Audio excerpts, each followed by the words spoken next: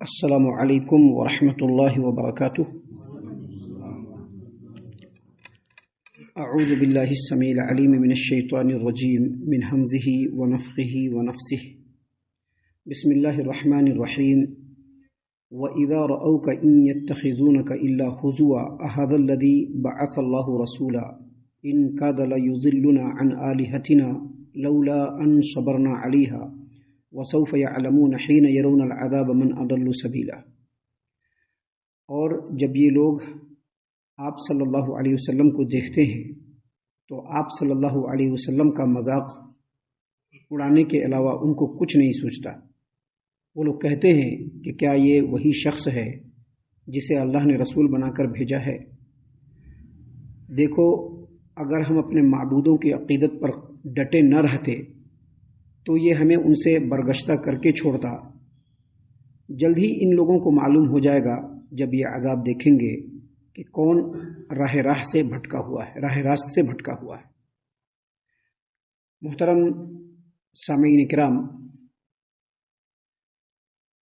سورۃ الفرقان سورہ نمبر 25 اور اسی سورت سے آیت نمبر 41 اور 42، یہ دو آیات ابھی آپ کے سامنے تلاوت کی گئی۔ دونوں آیتوں کا ترجمہ بھی اللہ کی توفیق سے آپ تمام کی خدمت میں پیش کیا گیا۔ سامعین کرام، سب سے پہلے یہ بات سمجھ لیجئے کہ یہ اللہ تبارک و تعالیٰ کی سنت ہے کہ جب کوئی آدمی حق کی بات، سچی بات، اللہ تبارک و تعالیٰ کا پیغام لوگوں کے درمیان جب پھیلاتا ہے اور داعی کی شکل میں لوگوں کے درمیان جب وہ کام کرتا ہے تو مختلف چیلنجز سے اس کو سامنا کرنا پڑتا ہے۔ بہت ساری باتیں آتی ہیں سماج و معاشرے میں۔ یہ بات معلوم ہے کہ اللہ تبارک و تعالیٰ کی دعوت کو لوگوں تک پہنچانے والے جو لوگ اس روئے زمین پر ہیں یا گزر گئے، ان میں سب سے پہلی کیٹیگری انبیاء علیہ السلام کی ہے، جنہوں نے اللہ تبارک و تعالیٰ کے پیغام کو لوگوں تک پہنچایا۔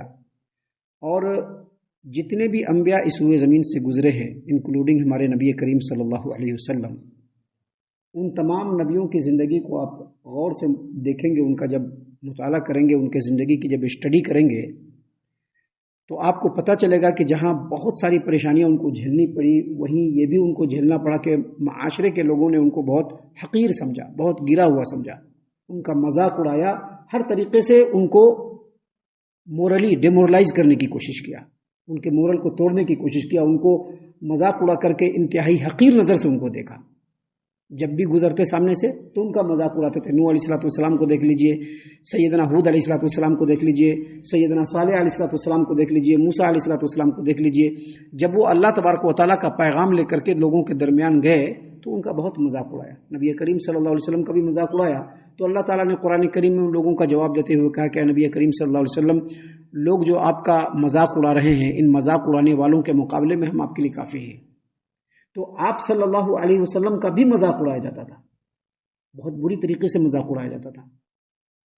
ان آیتوں کے اندر جو دو آیات ابھی ہم نے آپ کے سامنے پیش کی، ان آیتوں کے اندر جہاں اللہ تبارک و تعالیٰ نے یہ بتلایا ہے کہ لوگوں نے نبی کریم صلی اللہ علیہ وسلم کا مذاق اڑایا، وہیں یہ بھی بتلایا کہ انہی لوگوں نے نبی کریم صلی اللہ علیہ وسلم کی دعوت کے اثر انگیزی کو دیکھ کر کے غیر شعوری طور پر نبی کریم صلی اللہ علیہ وسلم کے دعوت کی حقیقت کو ان لوگوں نے تسلیم بھی کیا۔ دیکھیے اللہ نے کیا بتلایا، اللہ نے فرمایا وَإِذَا رَأَوْكَ إِن يَتَّخِذُونَكَ إِلَّا هُزُوًا أَهَذَا الَّذِي بَعَثَ اللَّهُ رَسُولًا۔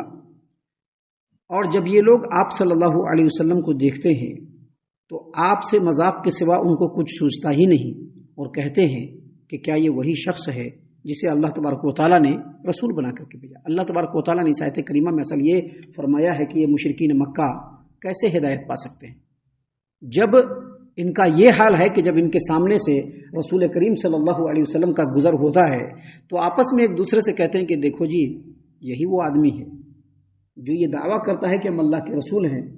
اللہ تبارک و تعالیٰ کو اپنی پوری مخلوقات میں سے بس یہی ایک آدمی اتنا پیارا لگا کہ اس کو اللہ تبارک و تعالیٰ نے رسول بنایا، اللہ نے رسول بنا لیا اس کو۔ بھلا اس کی حیثیت کو دیکھو اور اس کے دعووں کو دیکھو۔ حیثیت تو کچھ نہیں ہے، یتیم ہے، بالکل فقیر ہے، کلاش ہے، مفلس ہے، اور اس کے ماننے والے بھی مفلس ہے، اور یہ دعویٰ کیا کر رہا ہے کہ میں اللہ کا رسول ہوں، یہ ہم لوگوں کو بیوقوف بنانا چاہتا ہے۔ اللہ تبارک و تعالیٰ نے اسی بات کو یہاں پر بیان فرمایا کہ جب بھی یہ لوگ آپ کو دیکھتے ہیں نبی کریم صلی اللہ علیہ وسلم ان یتخذونک الا ہزوا، تو آپ کے مذاق کرنے کے علاوہ اور آپ سے مذاق کرنے کے علاوہ، آپ کا مذاق اڑانے کے علاوہ ان کو کچھ بھی نہیں سوچتا ہے۔ سیدنا نوح علیہ السلام 950 برس تک تقریباً کنٹینیو اپنے قوم کے لوگوں کو اللہ کے دعوت کی طرف بلاتے رہے، اللہ کے دین کی طرف بلاتے رہے، وحدانیت کی طرف بلاتے رہے۔ لیکن جب اللہ تبارک و تعالیٰ نے ان کو کہا کہ اب یہ لوگ ماننے والے نہیں ہیں، آپ جو ہے ایک کشتی بنائیے، تو کیا کہتے تھے کشتی بناتے ہوئے؟ یہ بڈھا سٹیا گیا ہے، کہیں پر دور دور تک پانی کا نام و نشان نہیں ہے، اور یہ لگا کشتی بنانے کے لیے مذاق اڑا رہا ہے۔ کہتے تھے کہ اس کی کیا حیثیت ہے، اس کے ماننے والے سارے کے سارے بالکل رذیل اور ردی قسم کے لوگ ہیں، اور یہی جو ہے رسول بنا پھرتا ہے۔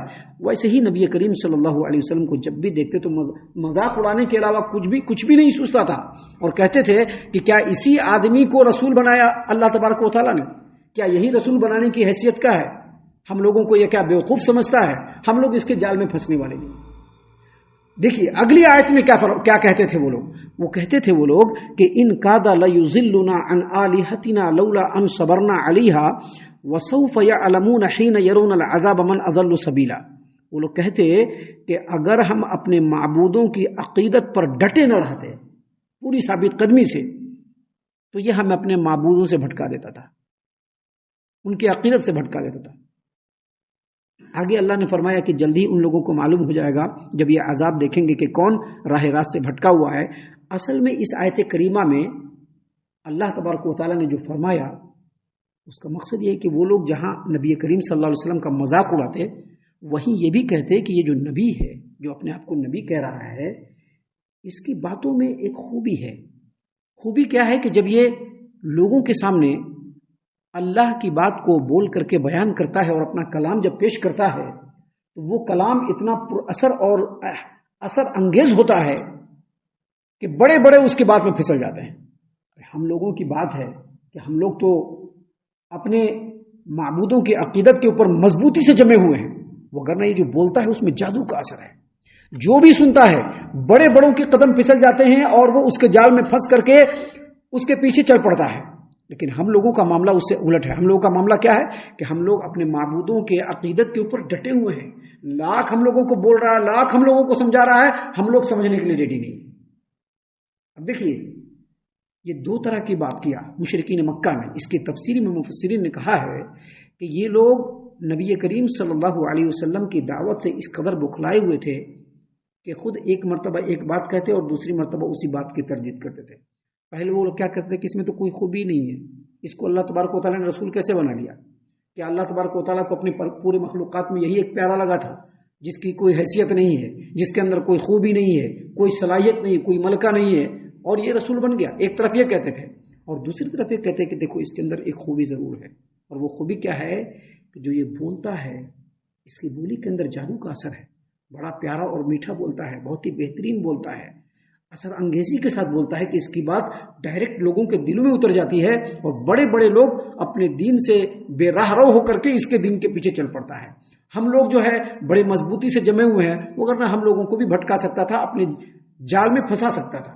یہاں پر یہ جو دو طرح کی بات مشرکین مکہ نے کیا، ان دونوں باتوں کو سامنے رکھیں گے تو کچھ باتیں واضح ہو جاتی ہیں۔ پہلی بات واضح یہ ہوتی ہے کہ مشرکین مکہ نے جو یہ کہا کہ اس کی بات کے اندر وہ اثر انگیزی ہے، وہ زور ہے، وہ قوت ہے، دلائل کی جو مضبوطی ہے، اس کو سن کر کے سامنے والا کہیں نہ کہیں ان کی باتوں سے متاثر ہو کر کے اس کے دین پر چلاتا ہے۔ بڑے بڑے لوگ، اس سے یہ پتہ چلتا ہے کہ نبی کریم صلی اللہ علیہ وسلم کے اندر اللہ تبارک و تعالیٰ نے وہ خوبی دی جو رسالت، رسول کی رسالت کے لیے جن خوبیوں کی ضرورت ہے ان تمام خوبیوں کو اللہ تبارک و تعالیٰ نے نبی کریم صلی اللہ علیہ وسلم کے اندر دیا۔ یہ پہلی بات۔ دوسری بات، نبی کریم صلی اللہ علیہ وسلم لوگوں کے سامنے جو باتیں پیش کرتے تھے وہ اس انداز میں پیش کرتے تھے کہ پہلے ان باتوں کو عملی شکل میں اپنے اندر اتارتے تھے، خود اس پر عمل کرتے تھے اور لوگوں کے سامنے پیش کرتے تھے، جس کی وجہ سے لوگ اس کو فوراً ایکسیپٹ کرتے تھے۔ یاد رکھیے گا، ایک داعی کے لیے ضروری ہے کہ جب وہ دعوت کے میدان میں ہے تو جو پیش وہ کر رہا ہے اس پر وہ خود عمل کرنا ہے۔ اگر وہ عمل نہیں کرے گا اور لوگوں کو بولے گا تو اس سے لوگوں کے اوپر کچھ بھی اثر نہیں ہونے والا ہے، چاہے وہ داعی عالم دین ہو، چاہے وہ داعی عام آدمی ہو۔ جو بھی لوگوں کو دعوت دے رہا ہے، دعوت دینے سے پہلے وہ چیز اس کے اندر ہونا چاہیے۔ اگر ہم دین اسلام کی دعوت دے رہے ہیں تو جہاں تک ہماری استطاعت ہے ہم دین اسلام کے اوپر قائم رہ کر کے تب لوگوں کو دعوت دیں۔ ابھی خود ہمارے اندر دین اسلام نہیں ہے اور ہم لوگوں کو دعوت دیں گے تو فائدہ نہیں ہوگا اس کا۔ نبی کریم صلی اللہ علیہ وسلم مشرکین مکہ کی بات سے جو دوسری بات ثابت ہوتی ہے وہ یہی کہ آپ صلی اللہ علیہ وسلم اللہ کی بات کو اس انداز میں پیش کرتے تھے کہ پہلے اس بات پر خود عمل پیرا ہوتے تھے اور عمل پیرا ہو کر کے تب لوگوں کو بتاتے تھے، جس کی وجہ سے عام آدمی آسانی سے نبی کریم صلی اللہ علیہ وسلم کی دعوت کو قبول کر کے دین اسلام میں شامل ہو جاتا تھا۔ اور تیسری بات ان کی باتوں سے جو ثابت ہوتا ہے وہ یہ کہ دلائل کے میدان میں مشرکین مکہ مات کھا چکے تھے۔ وہ کیا کہتے کہ ہم لوگ تو اڈگ ہیں اپنے معبود کے عقیدے، اصل وہ اڈگ نہیں تھے بلکہ ہٹ درمی میں تھے۔ سب بات سن رہے تھے، دلائل کو بھی سن رہے تھے، ساری چیزوں کو سن رہے تھے، سننے کے بعد ان کے پاس کوئی جواب نہیں تھا تو ہٹ درمی اور ضد پر پڑ گئے، جس کی وجہ سے انہوں نے اللہ تبارک و تعالیٰ کے دین کو، نبی کریم صلی اللہ علیہ وسلم کی تعلیمات کو قبول نہیں کیا۔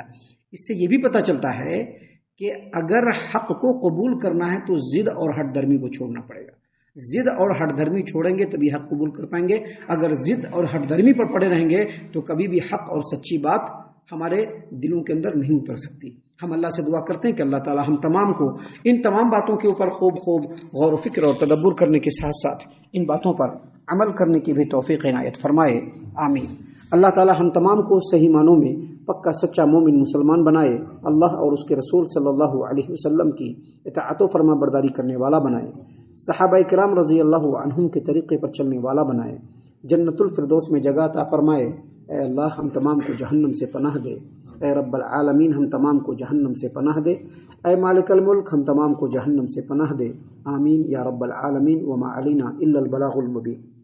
تبارك الذي نزل الفرقان على عبده ليكون للعالمين نذيرا